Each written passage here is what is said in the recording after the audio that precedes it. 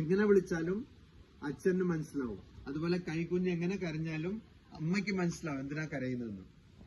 അപ്പൊ ഭഗവാൻ എങ്ങനെ വിളിച്ചാലും മനസ്സിലാവും. അതുകൊണ്ട് നമുക്ക് ഈ ശ്ലോകം, ഈ സ്തുതി പറഞ്ഞു തന്നെ, സ്തോത്രം പറഞ്ഞു തന്നെ പ്രാർത്ഥിക്കണം എന്നൊന്നുമില്ല. എങ്ങനെ വേണമെങ്കിലും പ്രാർത്ഥിക്കാം. പക്ഷെ നിർബന്ധമായി എന്ത് ചെയ്യണം? പ്രാർത്ഥിക്കണം.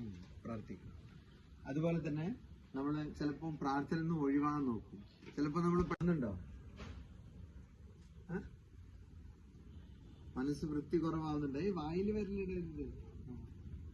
മനസ്സ് വൃത്തി എന്താ മോനെ ആവുന്നുണ്ടോ? വൃത്തിയുടെ മനസ്സ്.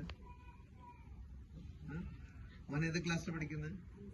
5ല്. അങ്ങനെ ആവുന്നുണ്ടോ? മനസ്സ് എപ്പോഴെങ്കിലും ഏതെങ്കിലും ചീത്ത ചിന്തയൊക്കെ വരുന്നുണ്ടോ? ആരെങ്കിലും കണ്ട ദേഷ്യം അങ്ങനെയൊക്കെ വരാറില്ല? കുറച്ച് അസൂയ, കുറച്ച് വിഷമം,